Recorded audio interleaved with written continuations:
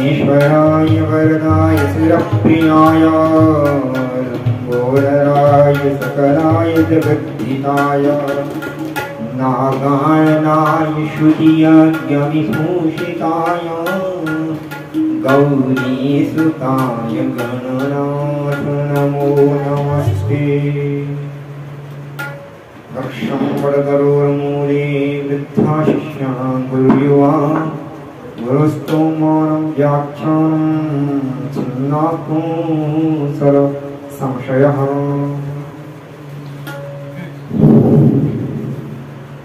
चन्द्रदिवाकरारुणनिभं वामाङ्कैः स्थिताम्बिकाम्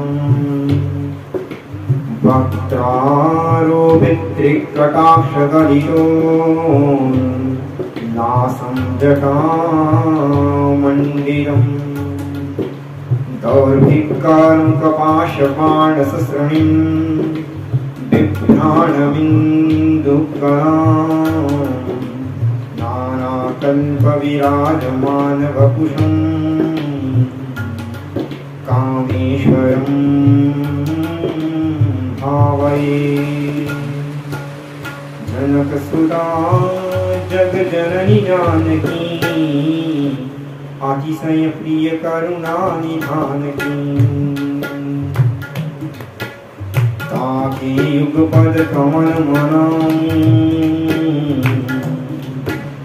जासु कृपा विमल मति पाऊं। ओम श्री गुरुभ्यो नमः। श्रीकामेश्वराभ्यां नमो नमः।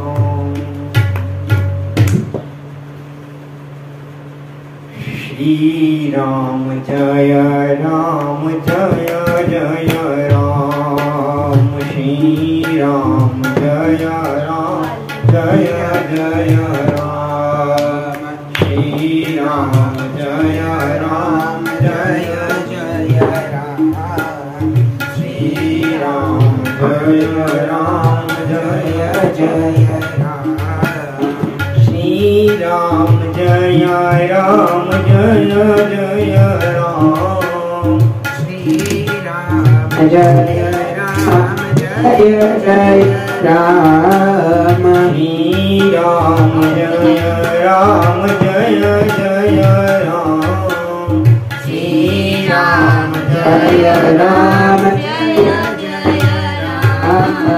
श्री राम जय राम जय जय राम। श्री राम जय राम जय जय राम।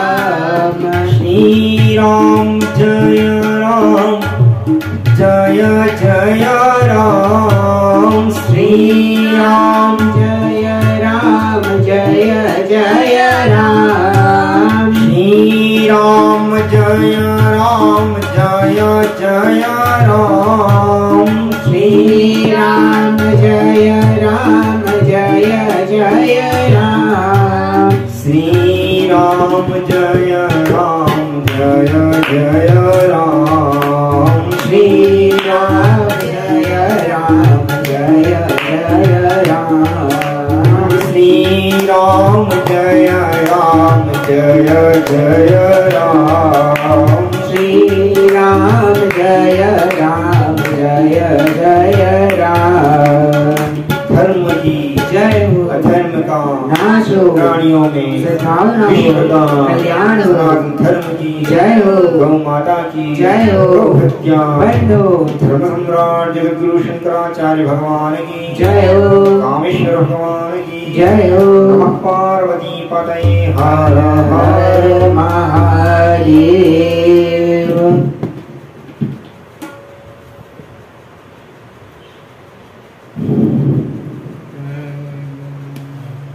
समुपस्थित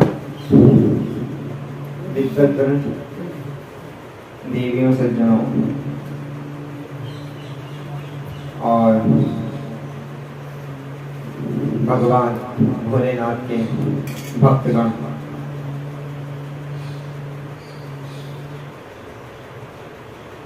परमाराध्य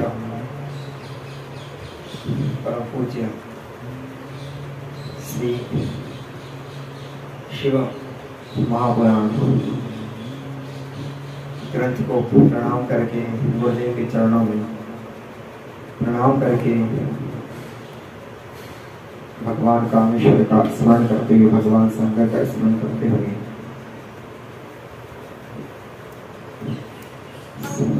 हम लोग आज जो है आगे का श्रवण करेंगे।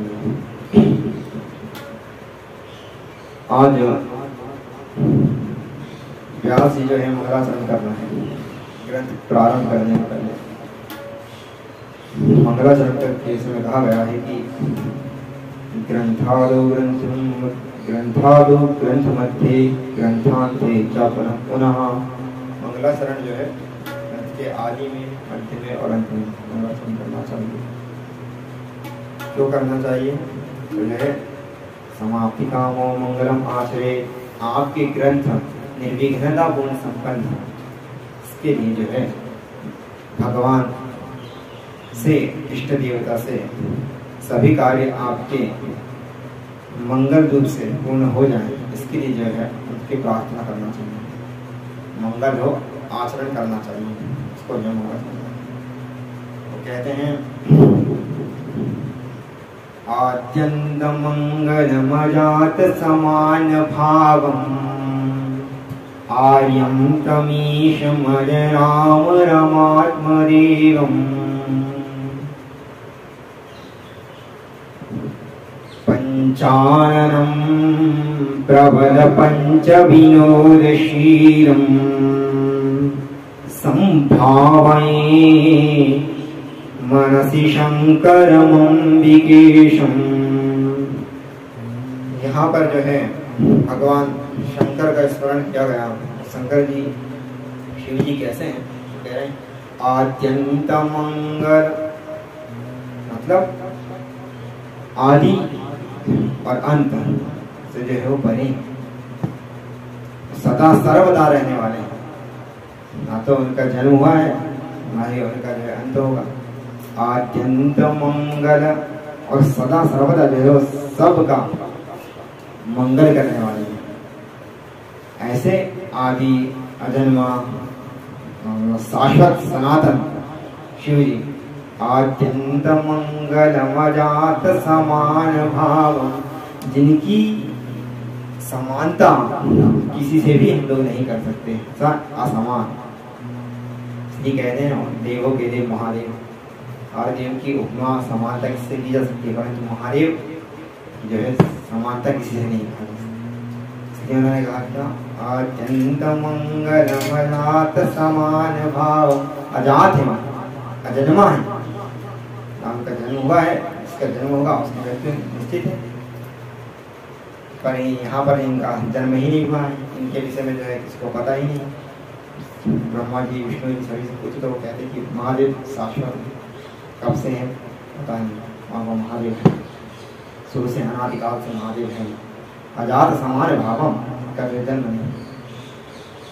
ऐसे अत्यंत मंगलमजात समान भावम आर्यम तमीश, हम तम ईशम, हम जो है उनकी वंदना करते हैं, उनको जो है मन से स्मरण करते हैं। कैसे? आर्यम तमीशम अजराम रमात्मदेवम्, जो अजर हैं, अमर हैं और आत्मस्वरूप, निज आत्मस्वरूप में सदैव स्थित रहते हैं, आत्मस्वरूप का बोध कराने वाले हैं। ऐसे महादेव का हम लोग स्मरण करते हैं। आत्मस्वरूप क्या, आत्मा क्या है? तो कहते हैं कि महाराज न्याय दर्शन में कहा गया है ज्ञानाधिकरण आत्मा, ज्ञान का आपको जितना लौकिक ज्ञान, भौतिक ज्ञान होता है, इसका एक अधिकरण बेस वो जो है आत्मा है। आपको सब चीज का ज्ञान किसमें हो रहा है? आत्मा में हो रहा है। तो ज्ञानाधिकरण आत्मा उन्होंने कहा। परंतु हमारे यहाँ वेदांत शास्त्र में क्या कहा जाता है कि जो है वो जो है तीनों अवस्था त्रय रहित, तीन अवस्था जागृत स्वप्न सुषुप्ति, इन तीनों से रहित, इन तीनों का साक्षी जो वो है आत्मा है। वह आत्मा उसके लिए वेदांत में आदि शंकराचार्य कहते हैं कि वही आत्मा जो है परमात्मा का स्वरूप है। जीव और ब्रह्म की एकता का बोधक, जीव और ब्रह्म की एकता का बोधक कराने वाला वेदांत का सार श्री महापुराण ग्रंथ कह रहे हैं। आदि शंकराचार्य कहते हैं जीवो ब्रह्म ही बना परा, ब्रह्म सत्य जगत मिथ्या, जीवो ब्रह्म ही बना परा। जीव और ब्रह्म, जीवात्मा परमात्मा, आत्मा परमात्मा में कोई भेद नहीं, एक ही है। बोले महाराज जीव जो है लघु है, अल्पशक्तिमान है, और ईश्वर जो है सर्वशक्तिमान है, तो आप कैसे कह रहे हैं जीव ब्रह्म एक है? तो कहना पड़ेगा उपाधि का भेद है। जीव में जो है माया उपाधि के कारण इसमें जो है आपको लघु दिखाई दे रहा। आप उपाधि छोड़ दीजिए तो फिर जो है जीव ब्रह्म एक ही है, आत्मा परमात्मा एक है। इस तरह आत्मा का जो है बोध कराने वाले कौन? वो महादेव। उनको जो है तम ईशम अजर अमर वो महादेव। आत्मा का जो स्वभाव है, ये आत्मा स्वरूप महादेव ने तो कहा अजात, पहले का आद्यम, आद्यम आद्यम है वो अजात है, असमान भाव है, अजात है। जो आत्मस्वरूप में जो स्थित है, जो आत्मस्वरूप का बोध करने वाला होगा वो अजात ही होगा। आत्मा को क्योंकि लिए कहा गया है क्या? न जायते म्रियते वा कदाचिन नायम भूत्वा भाविता वा न भूया। ये जो आत्मा है ना महाराज कभी जन्म लेगी, जो जन्म लेगा उसका जो है मृत्यु निश्चित है। इसका जो आदि में होगा वह अंत में होगा, और जो आदि में नहीं है, जो अंत में नहीं है, तो मध्य में भी कैसे होगा? नियम है। जो ना आदि में नहीं, जो अंत में नहीं, तो जो है मध्य में भी कैसे होगा? तो ये संसार है, संसार जो है पहले भी नहीं है, अंत में भी नहीं है, तो मध्य में भी केवल आपको दिखाई मान हो रहा है, भ्रम है, क्या भी संसार है, मिथ्या। ये जो संसार है इसका जो जब बोध हो जाता है, तो बोध हो जाने के बाद इसका नाश हो जाता है। इसलिए आप ये भी नहीं कह सकते कि ये जो है सत्य है, ये भी नहीं कह सकते असत्य है। सत्य इसलिए नहीं कहते हैं क्योंकि इसका ज्ञान हो जाने पर, आत्मा स्वरूप का ज्ञान हो जाने पर संसार का जो है खत्म हो जाता है। और असत्य इसलिए नहीं कह सकते हैं क्योंकि दिखाई दे रहा है आपको प्रत्यक्ष, आप उसका सत्य भी नहीं कह सकते। इसलिए आत्मा स्वरूप का बोध आपको आत्मज्ञान कराने में उनकी कृपा से, वो जो है महादेव जो है आत्मा स्वरूप। आत्मा क्या है? न जायते म्रियते वा कदाचिन नायं भूत्वा भविता वा न भूया अजो नित्य शाश्वतोयं पुराणो न हन्यते हन्यमाने शरीरे। महाराज ये जो आत्मा है ये अजर अमर है, इसको जो है न ये जन्म लेती है, न इसकी मृत्यु होती है, न इसको कोई काट सकता है, न कोई इसको सुखा सकता है। ये अनादिकाल से है, न इसका नाश कभी नहीं होता है। ऐसे आत्मा स्वरूप का आत्मबोध कराने वाले महादेव वो जो कहते हैं उन्हीं स्वरूप में उनकी अगर कृपा हो जाए तो हमको जो है आत्मा स्वरूप का बोध हो जाए। वक्ता हम लोग का उद्देश्य क्या है? जीव का उद्देश्य, पुरुषार्थ का लक्षण क्या? पुरुषेण अर्थता पुरुषार्थ। पुरुष हम लोग क्या चाहते हैं? परमानंद की प्राप्ति चाहते हैं। उस परमानंद की प्राप्ति कैसे होगी? जब तक हमको आत्मज्ञान नहीं होगा। आत्यांतिक दुख की निवृत्ति और परमानंद की प्राप्ति, यही जो है हम लोग का लक्ष्य है। वो परमानंद की प्राप्ति कब होगी? जब हमको अपना आत्मा स्वरूप का ज्ञान हो जाएगा। ये छोटा छोटा जो सुख दुख इनसे जब हम लोग परे हो जाएंगे तो निज आनंद स्वरूप का हमको बोध हो जाएगा। वो आत्मा स्वरूप का बोध कौन करवाएगा? महादेव करवाएंगे।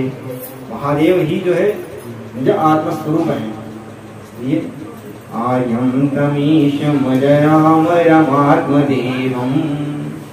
संभावये मनसि शंकर मुंबिकेशम।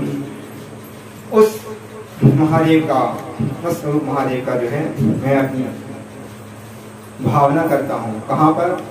अपने मन में, अपने हृदय रूपी कमल पर मैं उनका ध्यान करता हूँ। मैं उनकी भावना करता हूँ कि वो महादेव सांब सदा भगवती के साथ, वह कामेश्वरी के साथ मेरे हृदय पटल पर सदा सर्वदा विराजमान रहें।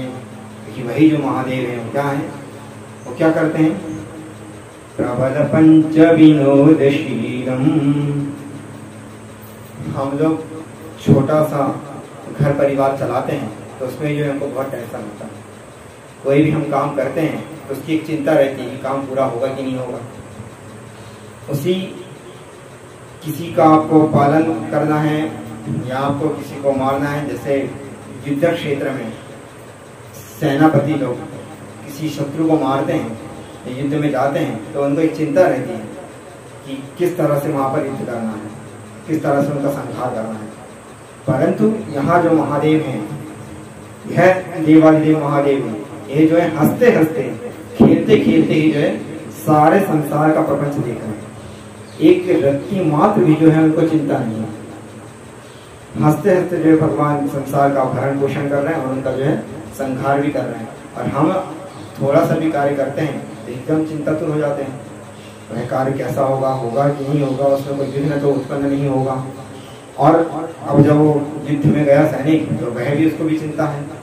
तो प्रत्येक जीव को जो है चिंता रहित कोई नहीं है, सबको जो है कहीं ना कहीं टेंशन चिंता रहेगी। परंतु महादेव जो हैं इस पूरे संसार का अनंत कोटि ब्रह्मांड का जो है सृजन कर रहे हैं और संहार कर रहे हैं। तो कैसे कर रहे हैं? हंसते खेलते खेलते कर रहे हैं। संभावये मनसि शंकर, वो जो है महादेव जो है हंसते हंसते इस संसार का जो है पूरे प्रपंच को देख रहे हैं, खेल रहे हैं। वस्तुतः भगवान भी जो है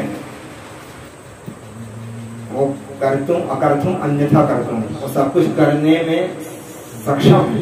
वो चाहे तो सब कुछ कर सकते हैं, वो चाहे तो कुछ ना करें। इसीलिए हमको भी जब हम कोई कार्य करें तो इस कार्य को किसके सुपुर्द कर देना चाहिए? भगवान के सुपुर्द छोड़ देना चाहिए। ये ईश्वर आपने हमको ये शरीर दिया है, हम ये कार्य आपके लिए धर्म के लिए कर रहे हैं, तो ये कैसा होगा, इसकी क्या गति होगी और इसका क्या परिणाम होगा, ये जो है हम आपके चरणों पर समर्पित कर देते हैं। जब भगवान को आप समर्पित कर देंगे तो वो जो है सब कुछ देख लेंगे। इसलिए हम लोग को क्या करना चाहिए? अपना कार्य, अपनी मन बुद्धि जो है भगवान के चरणों में समर्पित कर देना चाहिए। अब सौंप दिया इस जीवन का सब भार तुम्हारी चरणों में, अब सौंप दिया इस जीवन का सब भार तुम्हारी चरणों में। अब महाराज ये परिवार जब बुद्धि रहेगी तभी तो हम कुछ कार्य करेंगे। तो हमारी बुद्धि भी हमको सद्बुद्धि प्राप्त हो, हमको किसी कार्य को करने के लिए किस प्रकार से बुद्धि मिले, ये हम आपके चरणों में प्रार्थना करते हैं कि आप हमको सद्बुद्धि प्रदान करिए, आप हमको शक्ति प्रदान करिए। हम जो ये बोल रहे हैं, हम जो देख रहे हैं, हम ये जो कार्य कर रहे हैं, किसकी कार्य कर रहे हैं? वो शक्ति प्रदान कर रहे हैं। अगर उनकी शक्ति ना हो तो हम लोग यहाँ पर बैठे ना, उनकी शक्ति ना हो तो हमारी वाणी काम न करे, उनकी शक्ति ना हो तो हमारी नेत्र ज्योति काम न करे। आज जो हम देख रहे हैं इसके पीछे जो सूर्य की कृपा है, उस सूर्य को प्रकाश कौन दे रहा है? भगवान दे रहे हैं। इसलिए हम लोग को जो भी कार्य करना है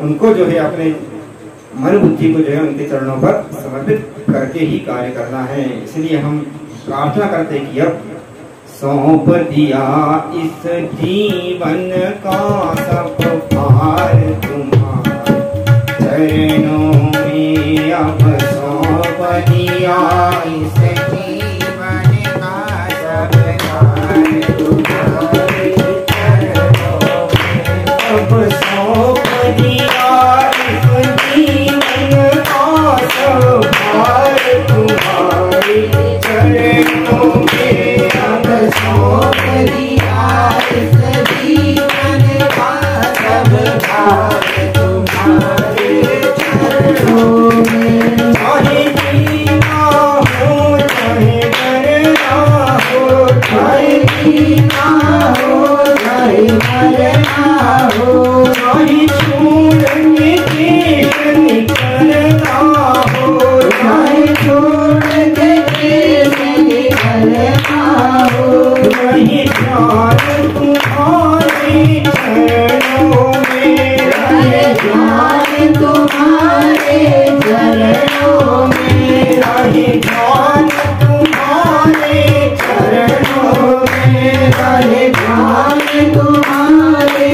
चरणों में यही विनती है महादेव तुम्हारे चरणों, यही विनती है महादेव तुम्हारे चरणों में विनती है महादेव तुम्हारे चरणों में।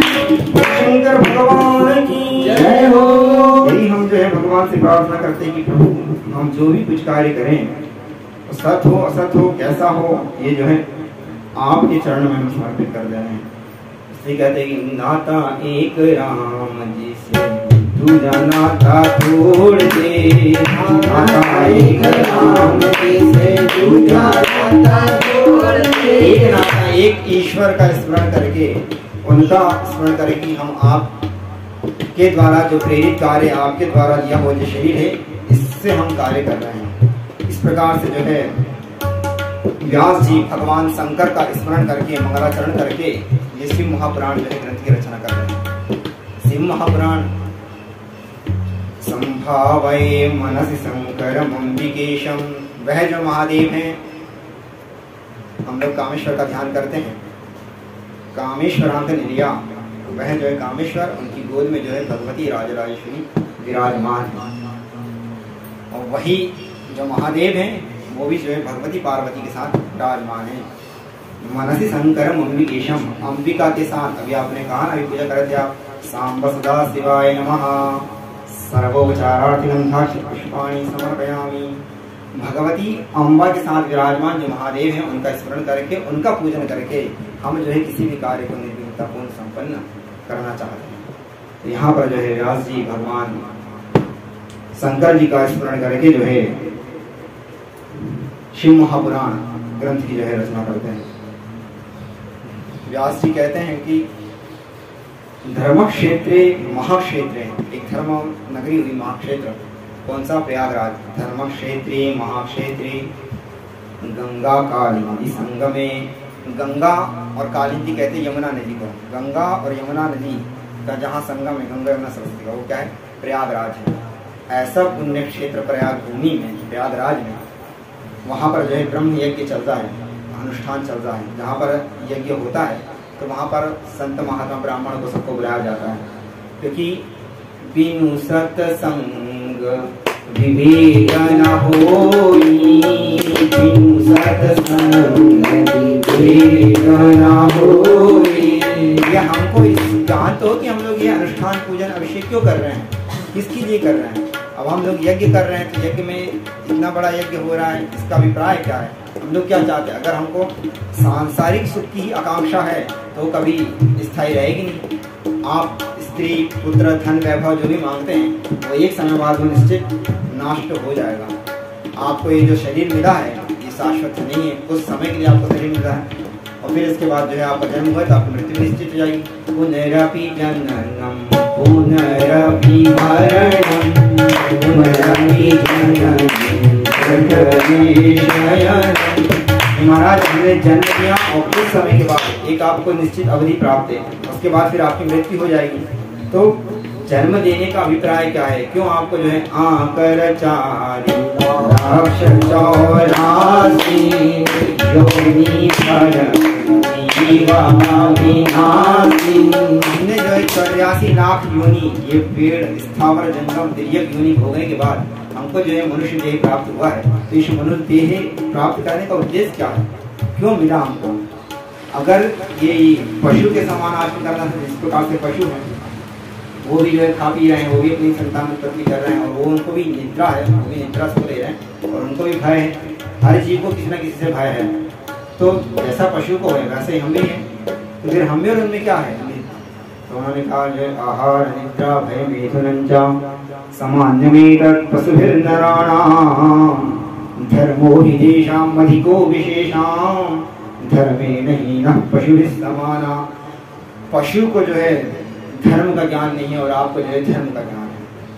आप उचित अनुचित समझ सकते हैं, वो जो है पशु नहीं समझ सकता। इसीलिए जो है मनुष्य योनि में 84 लाख योनि में जो है आपको सर्वश्रेष्ठ योनि माना, मनुष्य योनि में।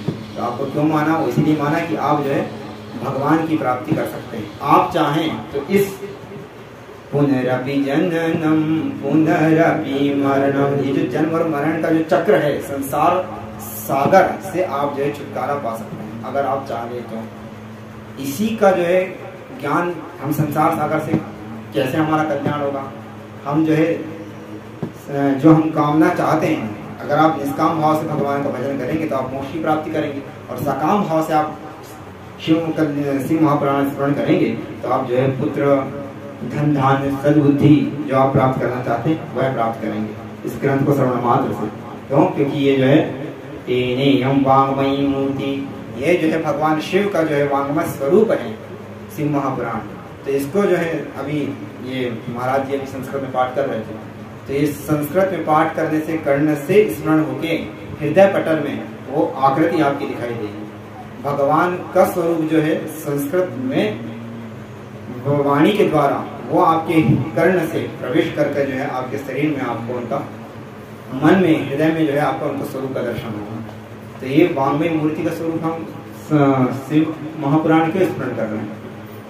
तो बोले जब महाराज इसका स्मरण करेंगे तो भगवान का जो है नाम, लीला, रूप, गुण, धाम का स्मरण होगा, तो उनका स्मरण करते करते जो है हमारा कल्याण हो जाएगा। यही बात बताने के लिए वहां पर जो है प्रयागराज में शौनक जी 88,000 ऋषि जो है एकत्रित हुए हैं, और वो जो है वहां पर ब्रह्म यज्ञ चल रहा है। तो उस ब्रह्म यज्ञ में जो है वो आपस में चर्चा कर रहे थे, तब जो है अचानक जो है सूत जी का आगमन होता है। तो जो है सूत जी को आकर देखकर सभी जो है ऋषि मुनि प्रसन्न हो जाते हैं और कहते हैं कि तम दृष्ट्वा सूतमायन्तम हर्षितः मुनिस्तदा। सूत जी को आकर देखकर सब लोग जो है प्रसन्न हो जाते हैं। वहां पर 88,000 ऋषि सूत जी को आकर देखकर प्रसन्न हो जाते हैं। बात यह है कि हम लोग को एक ज्ञानी पुरुष चाहिए जो हमारे दुखों की निवृत्ति कर सके। जैसे कि आपने अभी अनुष्ठान दिया, तो पंडित जी, आचार्य जी आपका अनुष्ठान कर रहे हैं, चाहते तो आप कर सकते थे, परंतु आपको इसका ज्ञान नहीं कि अनुष्ठान कैसे करना है। आपको ये पता है कि आपको अमुक वस्तु प्राप्त करना है, और वो कैसे प्राप्त करना है इसको आपको नहीं पता। इसी के लिए आपको एक गुरु की आवश्यकता है, एक शिक्षक की आवश्यकता है। अगर आपको मैथ्स का ज्ञान करना है तो मैथ्स का टीचर चाहिए। आपको अगर बायो का ज्ञान प्राप्त करना है तो बायो का टीचर चाहिए। आपको कंप्यूटर संबंधित जानकारी प्राप्त करना है तो उसका टीचर आपको प्राप्त करना पड़ेगा। पर अगर आपको जो है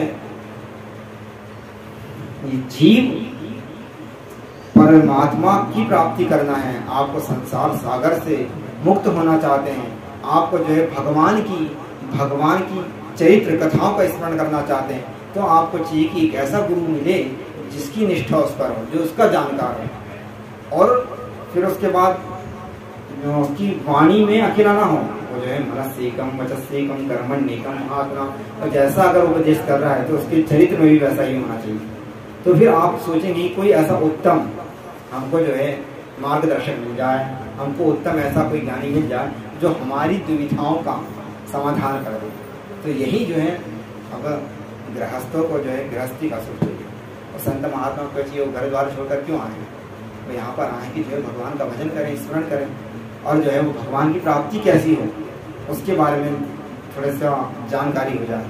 तो वहाँ पर जो है प्रयागराज तीर्थ क्षेत्र भूमि में जो है सभी 88,000 ऋषि यही बैठकर स्मरण कर रहे हैं कि भगवान परमात्मा की कथा हमको कौन सुनाएगा। इस बात का चिंतन कर रहे थे। उसी समय जो है सूत जी महाराज वहाँ पर प्रकट हो गए। बोलिए सूत जी महाराज की जय हो।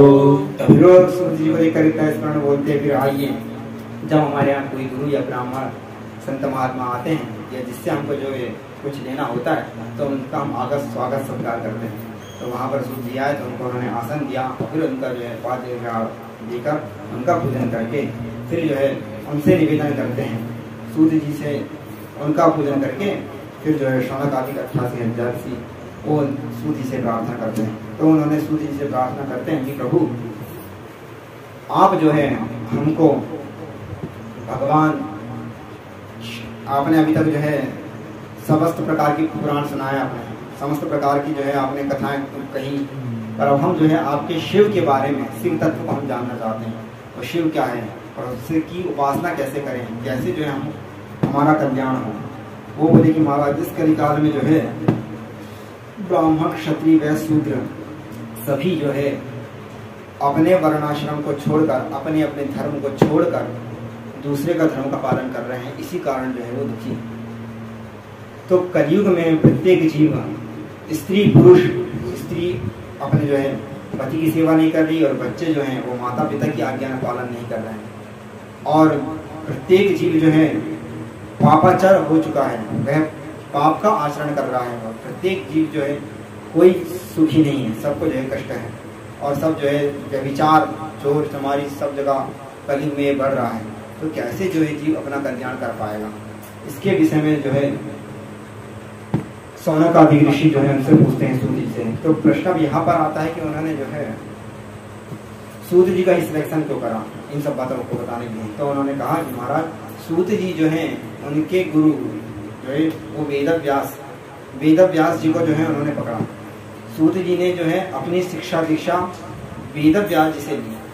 वेद व्यास जी ने जो है सूत जी को समस्त 18 पुराणों के बारे में, वेद वेदांत आदि सब के बारे में उनको पढ़ाया, उनको बताया और उनकी जो है समस्याओं का समाधान करा। तो इतना ज्ञान उनके पास है। आपको जो है जो वक्ता है, जो पुराण का ज्ञाता हो, आपको जो मार्गदर्शन कर रहा हो, तो आपको चाहिए कि आप पहले उसकी जानकारी पता करो कि वो भगवान, उसको वेद शास्त्र का ज्ञान है कि नहीं। अगर वेद शास्त्र का ज्ञान है तो तदानुकूल उसका आचरण भी शास्त्रानुसार है कि नहीं। अब नहीं तो मुख में राम बगल में छुरी, बातें अच्छी अच्छी कर रहे हैं परंतु खुद ही जो है वो उनका आचरण वैसा ना हो।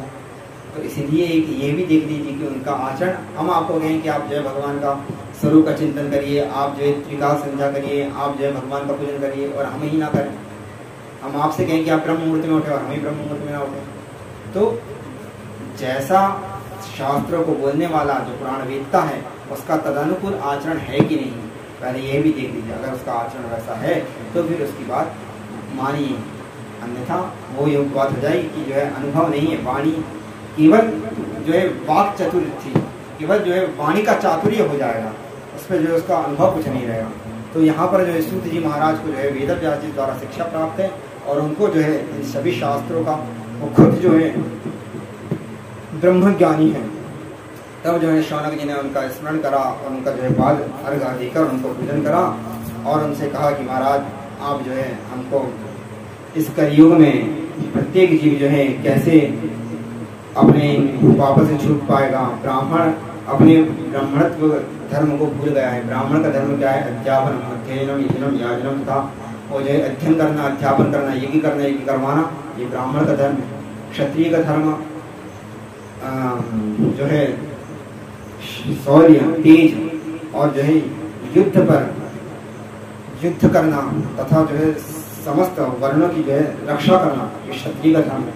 कृषि, गौरक्षा, वाणिज्यम, वैश्य का धर्म बताया गया कि जो है आप व्यापार करें, कृषि करें और व्यापार आदि कर कर जो है अदर जो तीनों वर्ग हैं उनको जो है आप सेवा प्रदान करें, और चतुर्थ वर्ग को, शूद्र वर्ग को इनकी सेवा करते हुए अपना जो है व्यापार धंधा करता है।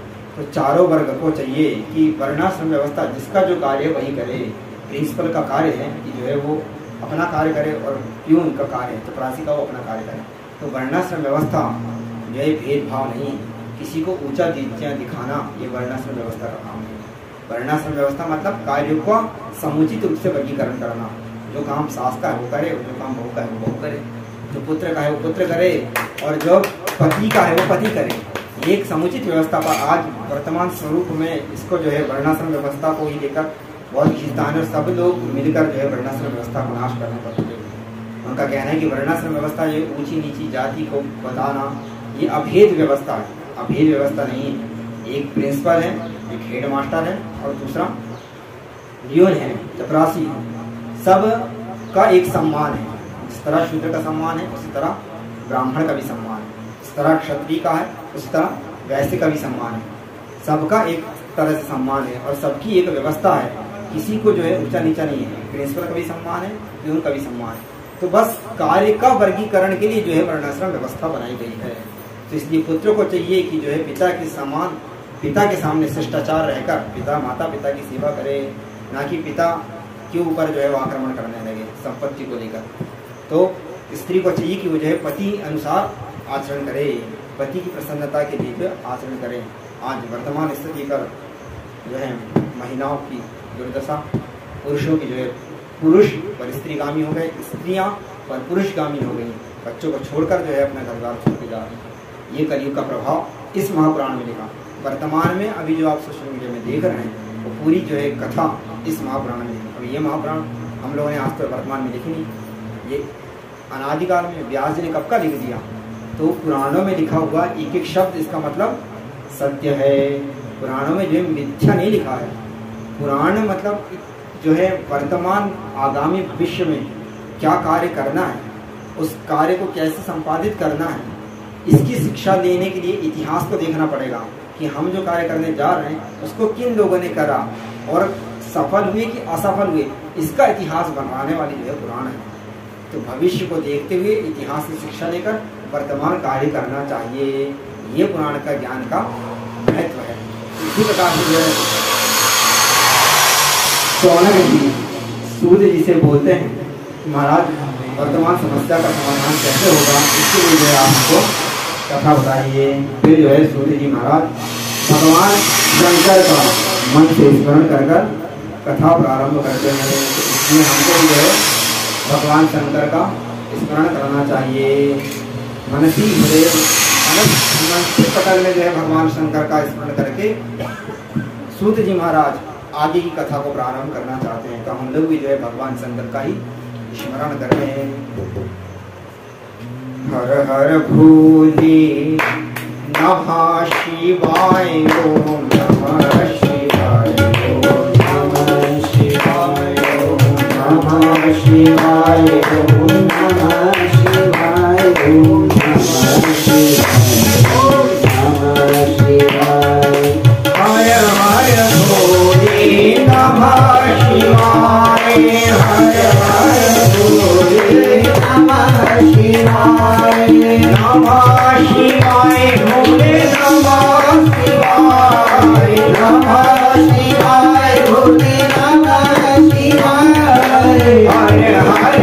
भोले नमः शिवाय, हर हर भोले नमः शिवाय। शिव कामेश्वराय, शिव कामेश्वराय, कामेश्वराय शिव कामेश्वराय, कामेश्वराय शिव कामेश्वराय, कामेश्वराय शिव कामेश्वराय।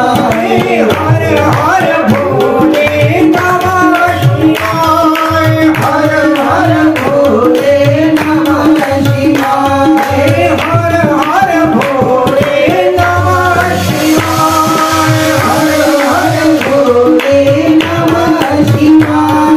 नमः शिवाय ओम नमः शिवाय, हर हर भोले नमः शिवाय, नमः शिवाय ओम नमः शिवाय, हर हर भोले नमः शिवाय। शिव जटाधराय, शिव जटाधराय, हर हर भोले नमः शिवाय, शिव जटाधराय, शिव जटाधराय, हर हर भोले नमः शिवाय। शिव गंगाधराय, शिव गंगाधराय, हर हर भोले नमः शिवाय। शिव गंगाधराय, शिव गंगाधराय, हर हर भोले नमः शिवाय। ओम नमः शिवाय, ओम नमः शिवाय, हर हर भोले नमः शिवाय। ओम नमः